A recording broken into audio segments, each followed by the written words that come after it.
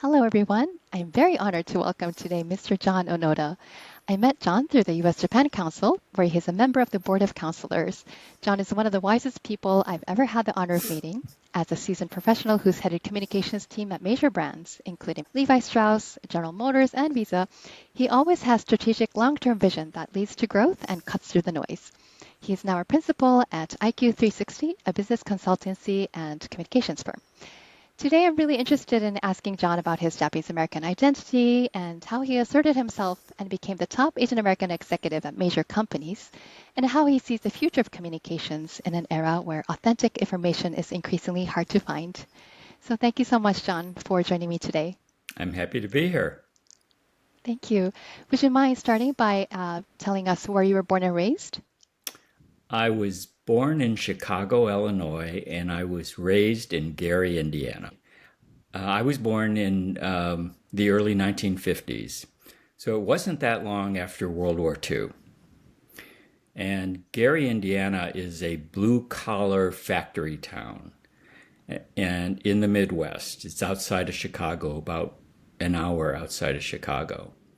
So it is not a refined cultural, academic-minded area. It's a blue-collar town. The people are, back then especially, were rough around the edges.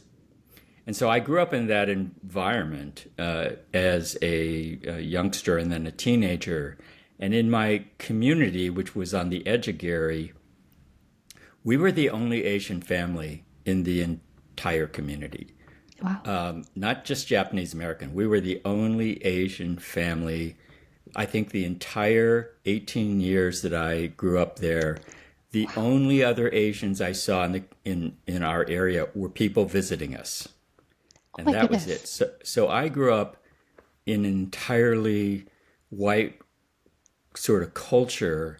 There were some African Americans there too that I got to know, but in my school and my classmates, they tended to be all white. So I'm very different from a lot of other Japanese Americans who grew up in California or Hawaii, and there was a larger community and a stronger sense of the Japanese culture and behaviors. I grew up like in the wild. So, so there's this old term of banana yellow on the outside, white on the inside. I am like the ultimate banana. And because it was after World War II, the majority, I would think, of the Japanese Americans on the mainland were just trying to like go under the radar. They did not want to be noticed because they'd been locked up in camps. All of my Right. family, my parents and their parents had been locked up in the internment camps, which now that I look back as an older person, I'm sure was a traumatizing experience. So intentionally, my parents sort of wanted me to act and behave, and my brother and sister as well, very all American, even though we don't look at all like the average concept of a white American in the 1950s. So that really informed my behaviors. Like I don't come across, and I haven't throughout my career, as any sort of stereotype,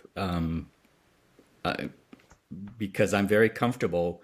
I'm very comfortable with being in rooms where I'm the only Asian, which is fortunate because in my corporate career, especially when I was in senior management, I was the only Asian. I was always the only Asian.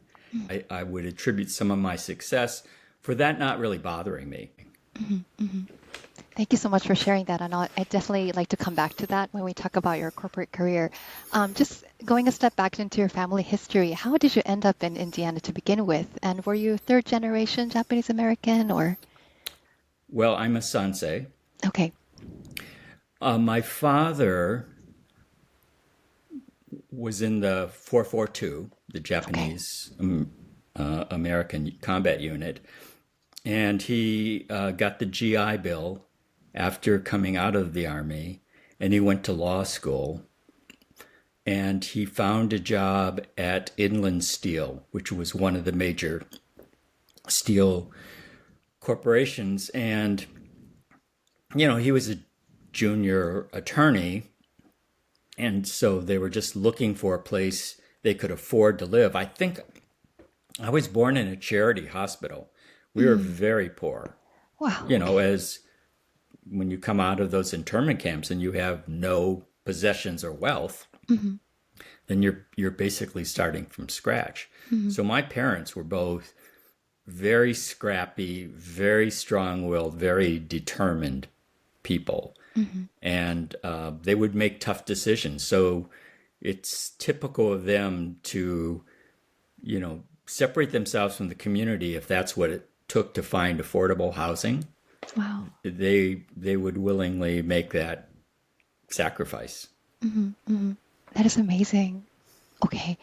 And I also wanted to ask, you said that you've always been comfortable just being the only Asian in the room, but as growing up, did you ever feel that you were different from other people, or you had to fit in with everybody, or you had to, make an extra effort to do so? I'm comfortable with being uncomfortable. Oh, interesting. Okay. So, of course, I experience really nasty racism growing up, especially being the only Asian. So my mom, I remember her telling me, is like, people are going to remember you no matter what you do. They're going to take one look, and this is when I was a little kid, maybe breaking windows with baseballs. And she said, they're going to remember you. So Interesting. For good or for bad, and you choose which way it's going to go. And I had teachers who were racist against me. One was a former Marine who'd fought in the Pacific. I even then I could sort of understand why. I mean, of course, it's very personal when you're the object of those sort of things. Right. But in the grander scheme, it would happen today. It happened after 9/11. Wow. So that's just the reality of life. But because I had those experiences and I wasn't protected by any community, there was no support network. Right. I grew up really tough-minded. And that sort of stuff, it doesn't faze me at all. Wow. That is incredible. Thank you so much for sharing that. And I now related to your childhood, I wanted to mention your love of books, and you have this beautiful bookshelf behind you. And you mentioned in another interview with USJC that left to your own devices, you can just spend time reading books for weeks on end, and you're perfectly happy if no one talks to you. So it sounds like you're someone who's more of a quiet type, and so I'm really amazed at how you became such a top communications professional, because communications, of course, there's a lot of written portion of it, but there's also all about you have to interact with people. Yes. And for me too, as I was growing up, my favorite friends when I was going through a hard time were characters of books and not so much alive live people. So how did you make that transition, and how did you decide that communications is the field that you wanted to pursue? Well, so I'll work backwards. I did not intend to be a communications professional. I thought I was going to be first a newspaper reporter because I've always loved to write. And then later on, I sort of decided I wanted to be an academic in a school of communications. So to that end, I've got my undergraduate degree in communications. I then got a law degree. And after my law degree, I got a master's degree from Medill at Northwestern. And I thought that would be great, just differentiating credentials to teach First Amendment law, libel law, and other public policy issues at a school of communications. So the rule of thumb, if that is your game plan, is you first go out into the real world and get some experience, which is why I was a newspaper reporter for 5 years, first in Omaha and then in Houston. But and I had a successful journalism career, and I did investigative pieces and followed the major stories going on in Houston. But the pay was I loved the job. It was probably the best job I ever had in my life. It was Mm, incredible amounts of fun, but it paid like nothing. And mm, I got married, mm. and my wife was a school teacher, and she wanted to be a full-time mom. And I thought on my salary, even as a top reporter, we were going to be on food stamps. And that didn't sound right to me. Mm. So I went for a higher paying job. Just public relations paid 50% more than Wow. journalism right off Mm, the bat. mhm. And I didn't know anything about public relations except that it paid a lot more. Uh-huh. So, so I went there, and of course, I was horrible in my first job, and Mm. I believe I almost got fired because I didn't understand the difference between journalism and public relations. Mm. But someone took pity on me and steered me, sort of mentored me for a year or two, and I figured it out.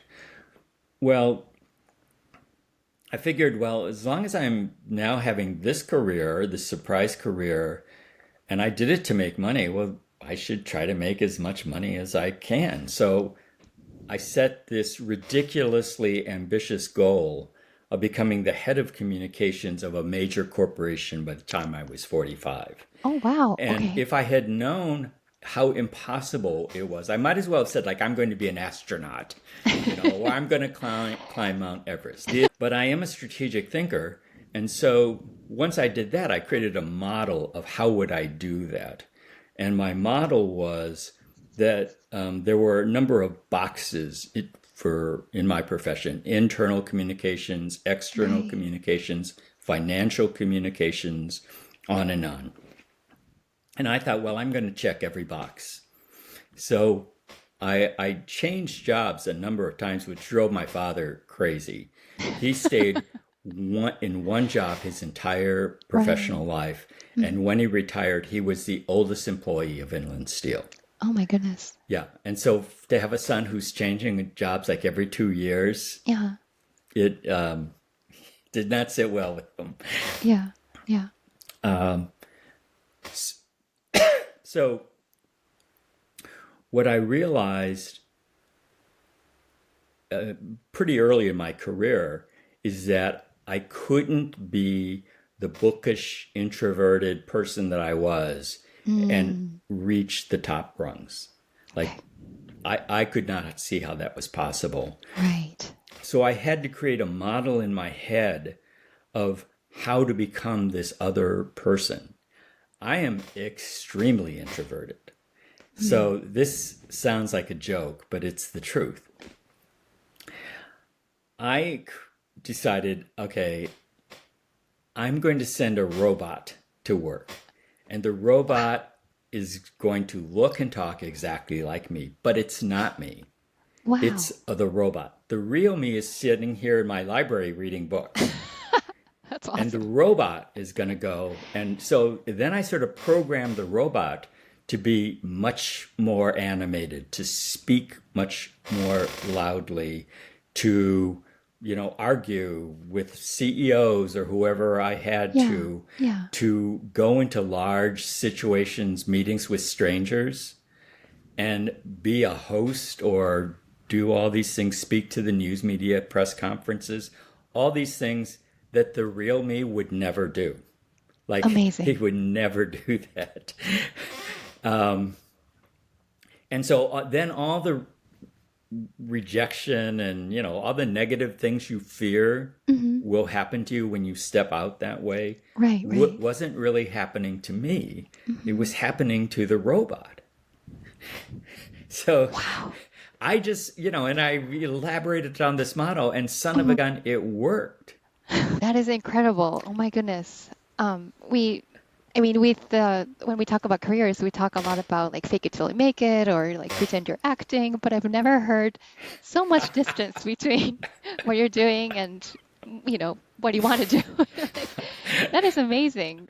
For an introvert, the worst thing Hmm. I had to do is when I was head of communications at General Motors. Yeah. General Motors was number one on the Fortune 500 and had always been number one for 45 years. Mm, One of the things you have to do when you're a leader of that sort of company is there's a lot of ambassadorial functions mm, that you have to do. You have to go and meet and greet heads of nations or ambassadors and all these sorts of people. Where there was a black tie event where it was rotated among the big three automakers, Ford, mm-hmm. Chrysler, and GM. And it was always the head of communications who had to host this black tie event. Wow. So my bad luck, it turned out I had to be the host. And these Mm-hmm. were like standing there in tuxedo, my wife in a formal dress, standing there at the entrance of this giant thing and Mm-hmm. greeting every person who Oh my came in. God. For an introvert, Yeah, that's most of us would torturous. rather like die than, than do that. And there I was, acting as if I was comfortable and reaching out and patting shoulders. And I thought, Wow. you are such a big fake. Yeah, I cannot believe you are doing this. That's amazing. I have a side question related to that. I think I've always worked in nonprofits or government entities because I found that it's really hard to fall fully in love with a company or a Hmm. brand. I feel Hmm. like in order to work in a communications, I really need to trust and believe in that brand. Hmm. If it's okay, if you disclose this information, did you also have to fake it a little bit? If there were parts, yeah. Well, your insight is absolutely accurate. I would phrase Mm, it differently. okay, You have to embrace the culture. okay. You've got to train yourself to embrace the culture. Mhm. And my experience is that everywhere you go, there are good people. Most people are good. Most people are well intentioned, and in their heads, they're the heroes of the story, and they are Yeah. doing good things. So Hmm. that's a cultural perspective. If you Hmm. come from some place like San Francisco, we have a very distinct view on what's good and not. And if you come from Washington, you have that way. If you come from Houston Hmm. or Detroit, you have that. Hmm. And I also worked in Memphis, Tennessee, which is the heartland in the Bible Belt, and that is Right, very different than any of these other locations. right, right. The companies are as distinctive as these regional or international differences.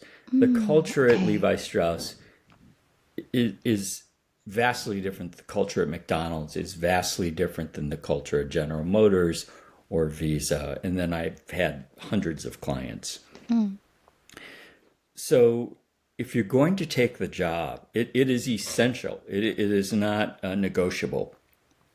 You have got to embrace the culture. If I you are see. inauthentic or faking it, or you secretly are holding yourself Mm, aloof, mhm. people will know. They'll Okay. sense it immediately. You will not be trusted. You will not be allowed into the inner councils. Hmm. I see. So you have to have this capacity Hmm. to do that. And I would say similarly, if someone goes to work in a foreign nation like Japan, Hmm. you should respect and embrace the culture. But Hmm. likewise, if a Japanese person comes here, or we go to Brazil or Mexico, or they're very different. Hmm. Hmm. And so that facility of thinking of it as a learning experience along the way, you can revert back, but you should try.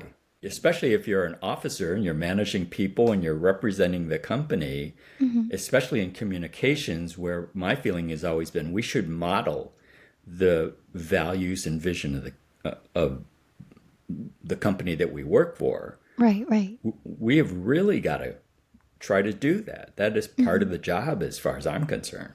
Hmm.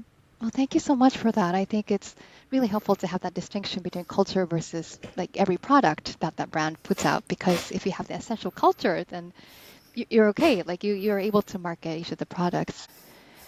And shifting gears a little bit, in this also this USJC interview, you mentioned how you demonstrated your value proposition. That's the wording that you used, and that's how you were able to really climb the corporate Hmm. ladder. And I was wondering what your value proposition is for yourself, if you don't mind sharing, and also if you have any advice for others who are still looking for it. How do they find that out about themselves? the people who will continue to add value and have jobs as AI increasingly can replace a lot of human activity, it's our humanity that is going to separate us. Right. It's the human insight, the human perspective.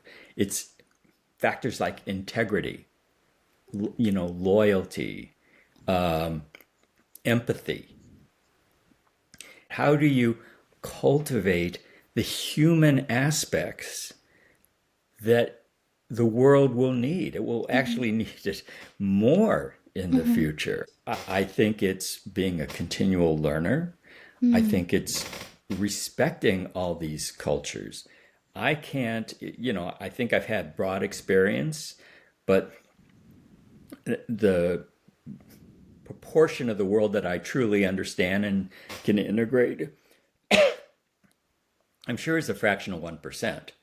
Well, the world might need somebody who, maybe Secretary General of the United Nations has this sort of perspective.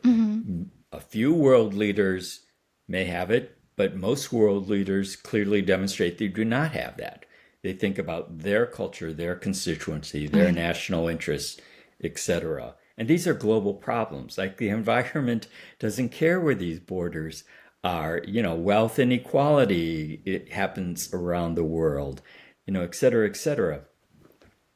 So thinking of yourself, of your growth as a human, as opposed to a working professional, the two are interrelated, because 10 or 20 years from now, it's going to be the ones who have cultivated a sort of applied learning of what it means to be a human. Yes. I see. Okay. So I'm sorry. So in terms of finding your own value proposition, how does each person find that? So I will tell you like how it is for me because of my role. So communications is a strategic function. Most people think it's about a press release or rolling out a product or having a big party and things. Those are just tactics. Those are just a means to an end. They come and go. Most of it, no matter how interesting it'll be and maybe how creative, it will have no point. But especially when you're working for an organization or society with goals, it has to advance those goals. And so what communications can do is it can help organizations achieve their strategic goals.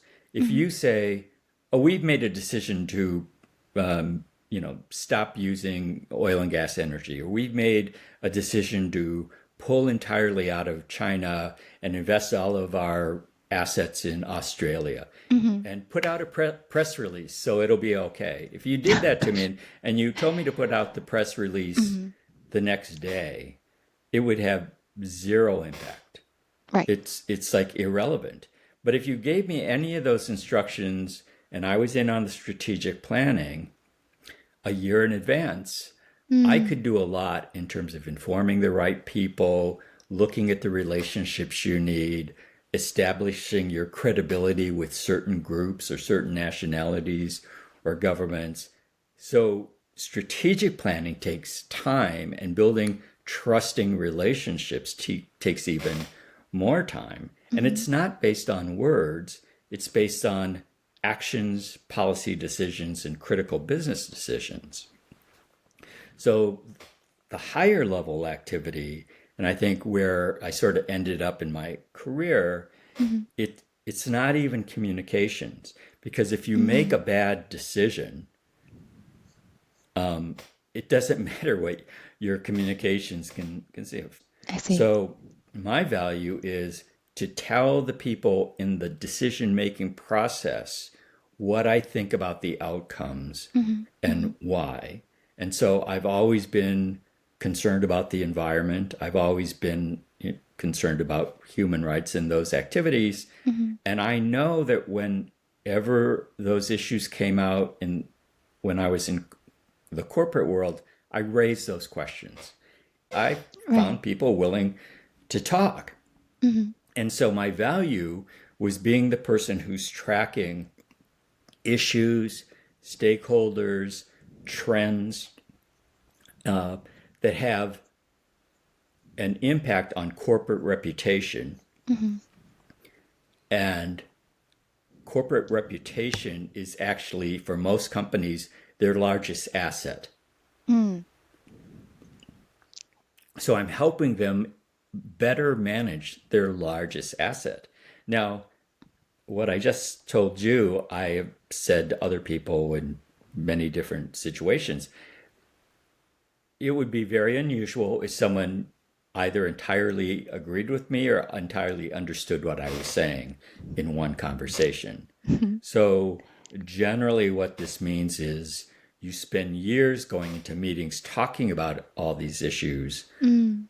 putting forth your ideas, and very often losing. The Okay. decision goes against the position you're taking. Mm-hmm. But you gain credibility by consistently expressing a concept that you really believe in I see. and being transparent that I'm not doing it because I have a certain set of beliefs. I'm doing it because I'm focused on the strategic outcome Mm-hmm. that the Mm-hmm. organization has said it wants to achieve. Right. I see. Okay, thank you so much. Because you've had such a wide variety in your career and many, many different brands and many different roles of all these different fields of communications, it sounds like you've explored that and then found it over time.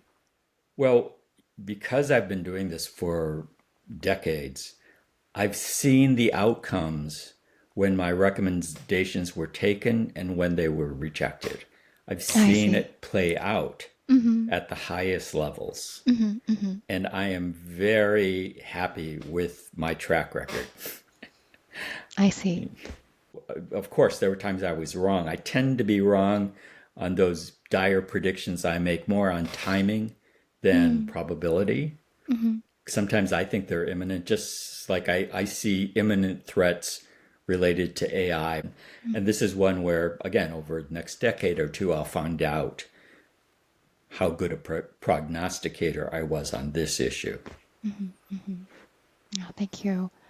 And thanks to your wonderful insight and your wisdom, so you've climbed the corporate ladder. And you mentioned in the very beginning that you were comfortable with being uncomfortable, Mm-hmm. being the only Asian in the room, etc. But despite that, I was wondering if you carry some Asian culture with you, for Mm-hmm. example, modesty and humility and like all these No, different things. no. In fact, as the senior Asian in most of the companies I've been in, of course, I've been asked to speak to the Asian employee groups, and I've spoken to many groups, and I've had staff around the world, so I've had more of these discussions about career and doing well in the corporate environment than I can remember. And I think in non-Asian corporations, in corporate America, and the sort of global business model, the Asian characteristics of keep your head down, let your actions speak for you, which is how I was taught. By the way, Right. this is what my parents raised me on. Mm-hmm. Don't speak up, be humble. That might absolutely be appropriate outside the workplace, but in the global business context, it is not helpful. Mm-hmm. And I've been in rooms with all Asian employees, and I say, like, you have to speak up. How am I supposed to know who of you is talented, who of Right. you has that leadership spark, if no one will speak up? I mean, Mm-hmm. I just see a sea of faces, and they still won't speak up. Most of Mm-hmm. them will not do it. So the Asian values that have been deeply ingrained in me, almost like extremely ingrained in me, like the sense of responsibility. I It's almost like a curse. you know, I I am the first to accept the blame myself, and always, whenever I work above and beyond, it's out of this sense of responsibility and obligation. And Mm, overall, I can see objectively it's a good thing, it's a wonderful thing, mhm. etc. But I know that in terms of just the amount of time in my life and energy and sometimes money that I've spent out of a sense of responsibility is almost like crazy. I see, I see. But I remember, again, coming out of World War II, what my parents were trying to teach my brother and my sister and I is to be these perfect American citizens. So I still have a paper I think I wrote like in second grade on I want to grow up and be a responsible American citizen. Wow. I mean, that was my parents, like, programming me at a very early age. Hmm. So the Hmm. sense of responsibility, hard work, all of us have a great capacity for hard work. Hmm. Punctuality, Hmm. showing respect to others. So I Hmm. think, again, that ability to show respect to cultures Hmm. and either corporate cultures or foreign cultures, Hmm. that ability to show respect to other people is a gift Hmm. Hmm. that is part of our culture. Right, right. So there are those traits, but for me, they were sort of personally programmed as opposed to me learning it in a community context. When I go to a USJC meeting or gatherings, those tend to be the largest sort of Asian gatherings I go to in the United States. Hmm. I'm more sort of aware of being in a racial group than I Mm. am when I'm with white people. It's just like an awareness that probably a lot of Asians feel when they're in an all white meeting, especially Yeah, if they were the only Asian. For me, it's the reverse. that is fascinating. Hmm. Hmm. When I traveled to Japan, becoming entirely invisible on the street is Mm. like the first time I was there, it was a new experience. Like I just had Wow. never felt that like nobody is watching me because I was Wow. raised Uh-huh. where everybody is watching and noticing you. And that is fascinating when we hear about your experience growing up and in corporate America and whatnot, and how it relates to the initiatives that are most important to you. Thank you so, Mm-hmm. so much for sharing that. Would you be able to talk a little bit about some of the communications initiatives that were especially memorable or you're especially proud of?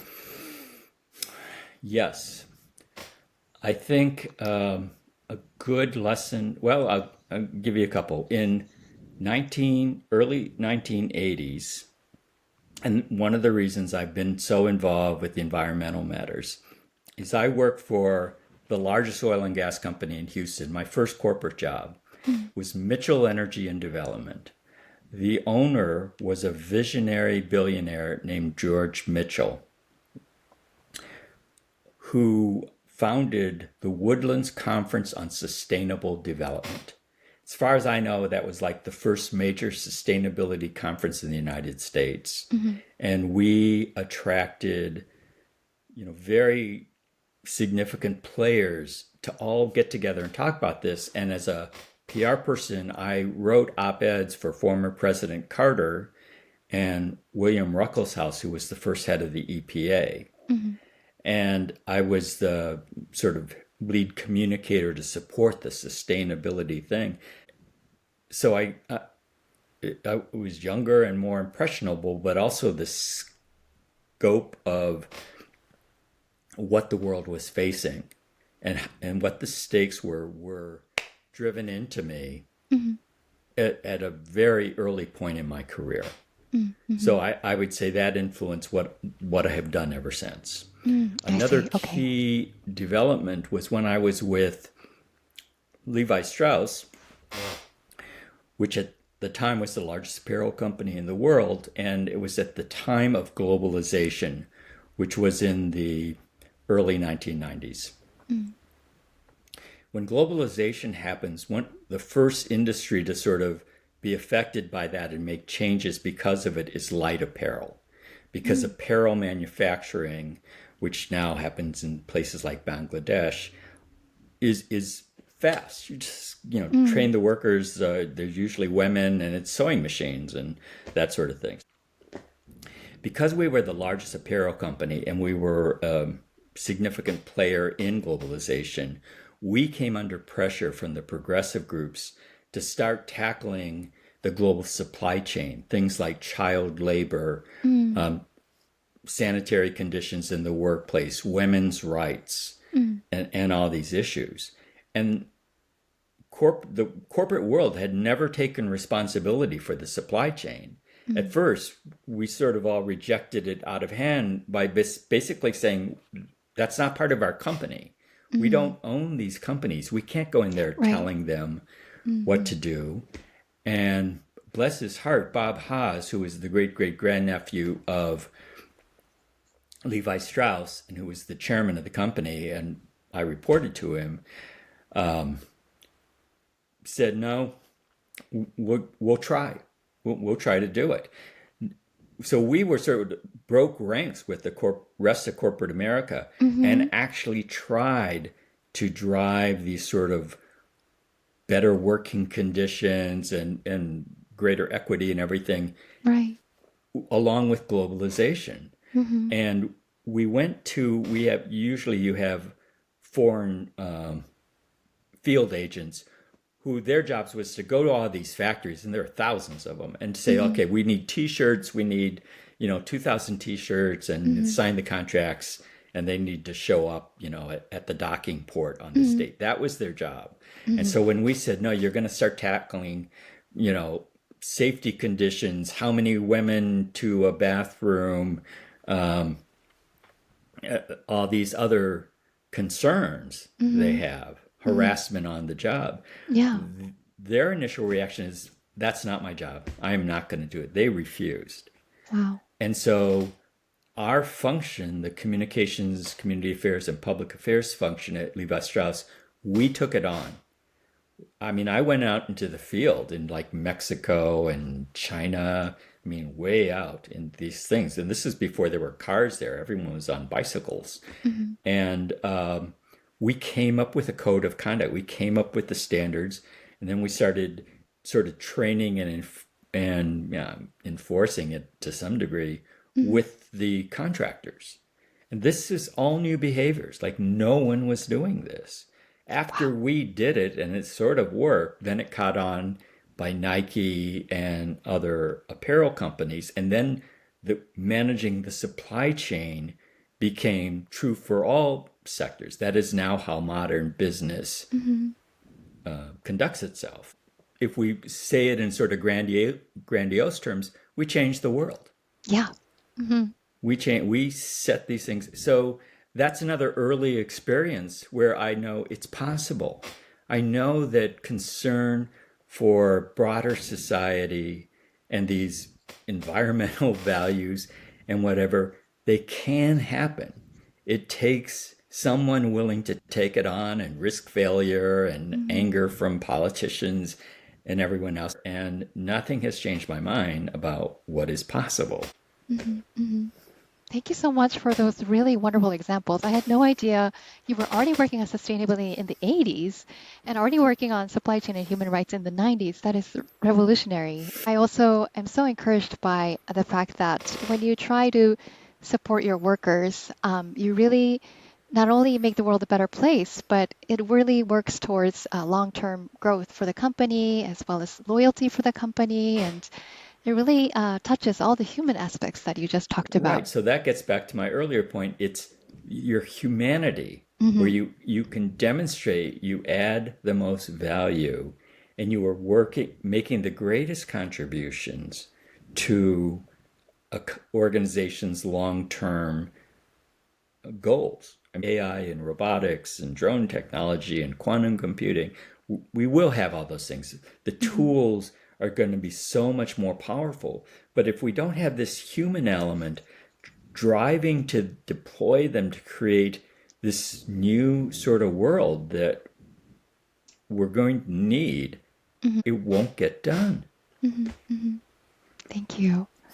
And related to that, I wanted to ask a few questions about what do you think is the future of communications? Because we just talked about the human element, and with the I mean, since it's been already 10 years since we started talking about post-truth politics on alternative facts, and things have only gotten worse since then, not only politically, but also with the advent of AI. It's really hard to determine what is true and what is not, but even more importantly, probably what is authentic and what is not. Like when you have deep fake videos and such, like you can totally make up someone saying things that they didn't.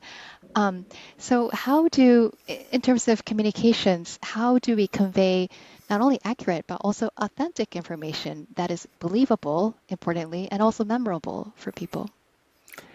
No one has a strong and compelling response to that at Mm, this time.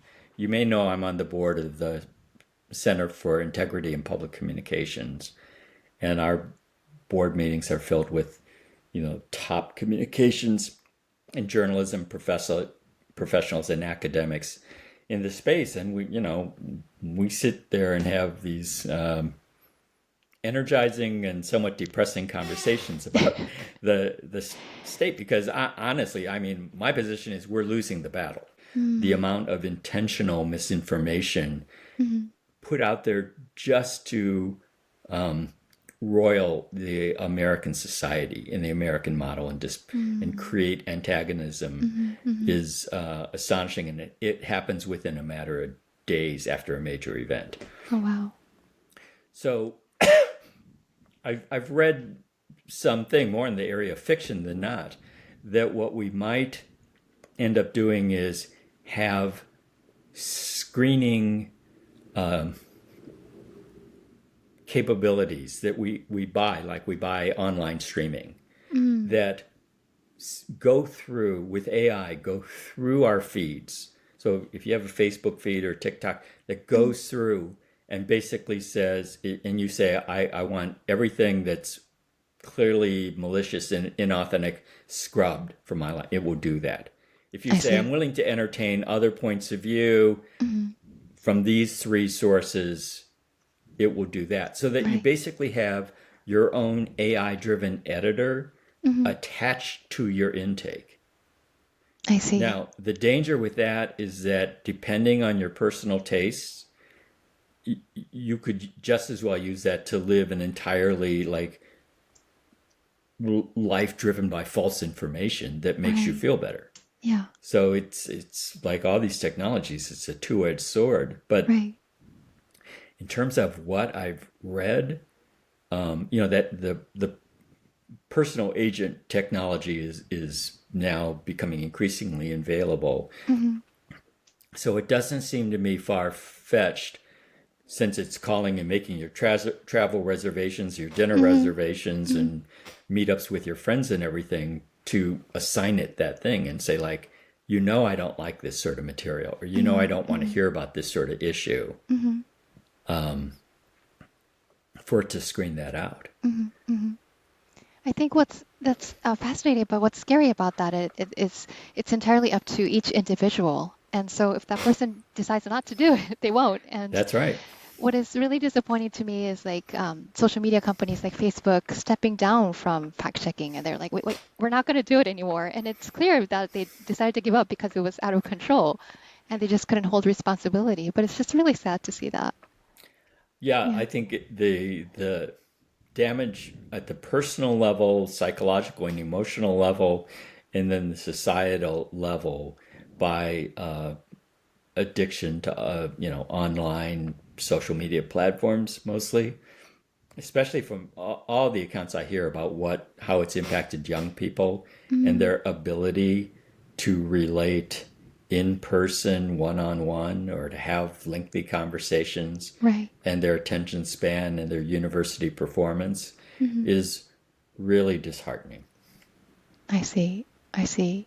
So it really is up to, I guess, each parent when they talk to their children, or each school when they talk to their students. Like we just have to do it in a grassroots way, I guess. Well, again, I think this is another example of the humanity piece. If Mm, if if you value that, and you hear some of the tech titans say, like, they're not letting their kids have social media. They're not giving them access until they're like 16. mm, So in a way, it's a little hypocritical, but you could also say they know better, so they're doing better. Well, Right. we know it's having this harmful effect. So Yeah. should we not exercise our parental responsibility Mm-hmm. and at least tackle it in our homes and with Mm-hmm. our Mm-hmm. children? Maybe we can't control the schools. Maybe we can't control what they do once they step outside the house. Mm-hmm. But, parenting is a human behavior. Mm-hmm. And maybe we need to up the game in a number of dimensions. Mm-hmm. I see. Okay, that makes sense. Thank you. And related to this, it's become such an echo chamber. We talked about this, how we can follow whatever news we want to on social media, or even pick the news outlet that we want to follow. And information is kind of filtered that way. So is there any way media and communication companies or individuals are able to unite people rather than divide? How can we leverage the tools that we have? I think it is possible. Blue sky is an attempt. But a lot of the fault lines in society writ large and the way humanity is managing itself is part of our DNA. And it appears that the wiring for the human animal has always been that hate and fear are much more stronger than sort of lofty minded, top of the mind sort of behaviors and concepts. Mm, And it is, undeniable that social media and the algorithms, tacking the negative emotions is much more effective than the I see. positive emotions. It Right. may be that building awareness around it and, again, parenting and Mm, instilling life lessons. Now, you and I think, have one of the great inoculators of mm, around there, and that is reading books. mm. Book reading is where you learn empathy, I see. especially first person, especially fiction Mm, and what have you. When you watch video and listen to podcasts, it's passive listening. You can learn right. information, Mm, but you are not earning that empathy mm, muscle or developing that empathy model mm, the way you do when you read Pride and Prejudice and you're mm. inside Elizabeth Bennet's persona Yeah. or any great literature. Mm, mm, Now, fortunately, what I'm hearing from academics is that students no longer read books, that English graduate majors no longer can read a book. Their attention mm. spans are shot, Right. their brains have been rewired. Yeah. So, those of us who still love books and have never stopped reading are always exercising that empathy muscle, Mm, mm, the way a jogger, keeps their cardiovascular mm, system going. So, mm. to me, my natural inclination is always to say, like, pick up a damn book and read it. There are endlessly supply of wonderful books. Mm, mm. And it also teaches you a longer attention span and concentration and Right. focus. That Mm. also, so I don't know. I'm sure I'm horribly biased because I'm a reader, but that's one of my conclusions. Well, thank you so much for sharing that. I think that's so wonderful and really ties in beautifully with the love of books that you grew up with. And I have heard people who only read nonfiction books say like, "Oh, what's the point of reading fiction, etc." And that's absolutely, I know, I know. I love what you said about books being like a vaccine, basically, and really building that muscle. It's kind of exercise. Oh. What are some of the books that shaped who you are today? Well, I wasn't a sophisticated reader. I read a lot of science fiction and fantasy and adventure novels. There's a science fiction in those days, it's very interesting, was written, and again, this is like the 1950s and 60s, it was mostly white, male, former military, engineers and scientists. Arthur Interesting. C. Clarke, Isaac Asimov, Paul Anderson, all these people, a lot of them met during World War II. And it was about hardware, rocket ships and time machines and Yeah. things like that.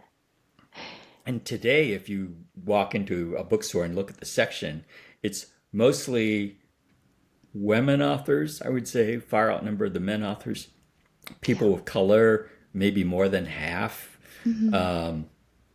LGBTQ authors might be a third of them. It's all the social sciences. It's all psychological, sociological themes. I mean, they're extrapolating the way science fiction does. Right.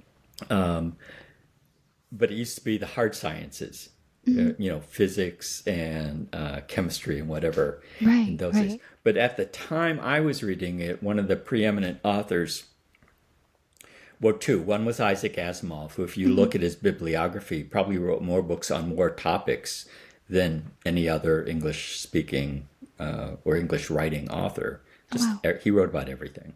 And he was a genius. And I managed to interview him in his apartment in New York, overlooking Central Park, again, when it's part of the Woodlands conference, because I featured him in one of the newsletters. Nice. And I asked him about globalism, which was a new concept at the time. And I said, what do you think about globalism? Who were the first adopters? Because no one knew.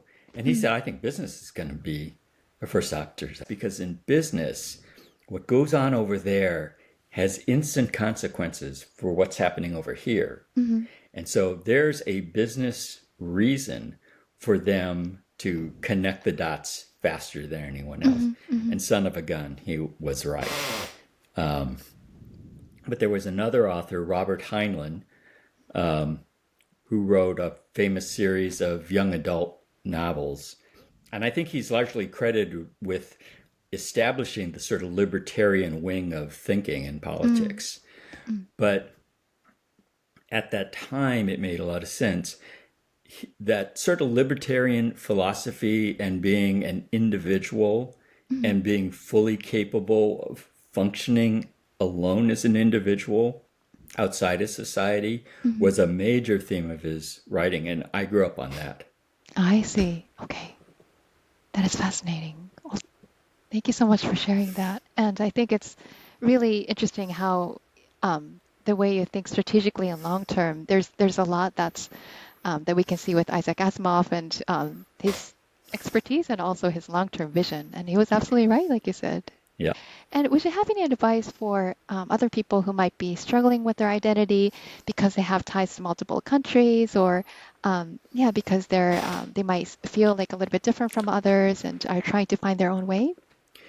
Well, I think identity is actually a lifelong journey. I don't think you should feel the pressure like I must have it figured out. I'm 25, for God's sakes. I think most of us are working on it throughout our life, and it is a lifelong project.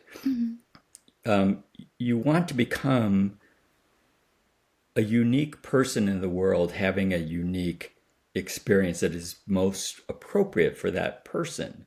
But figuring out that mix of, well, what it is it someone who is carefree and, adventurous? Is it somebody who's artistic and quiet? Like, who is this person? And then what is the society or the culture in which that person feels most at home, can find their tribe? Finding your tribe is almost like the ultimate key to happiness. And it's very hard to do. And it's nothing that happens, in my experience, like accidentally. It's mostly an intentional journey. So you've got to knock on a lot of doors, and you've got to sample, a lot of different tastes and dishes and cuisines to know, like, oh, I'm someone who likes fiery Mexican food. I thought I liked Chinese food, but no, it's fire. And similarly, there's all these cultures around the world. Yeah. And just because you were born in, Bentonville, Arkansas, or Beijing, China, that isn't necessarily where your tribe is. Mm, mm-hmm. If you develop yourself as an individual and you are free to explore fully without the constraints of your culture, the same goes for risk taking, the same goes for not risk taking, um, wanting to learn, wanting to work hard or not wanting to work hard, wanting a big family. So I think it's a long journey, and the adventure is to sort of go go sample these different lifestyles. Go live in Bangkok for a year. Go live in Venice for a year. Travel around the world. If you're at a university, go to the International House and just say, "Can I buy you lunch? I want to hear what life was like in Afghanistan or Mm-hmm. Pak." So many people don't take advantages of the explorations that are possible, usually like right outside their door. Thank you so much for those words of wisdom and finding your tribe. And I think that's so helpful. This was Okay. really, really valuable for me personally. I really, really enjoyed the Oh, I conversation. enjoyed it very much. Thank you for being such a good audience. Thank you. You're so kind. Well, take care. Okay. Bye bye. Okay. Bye.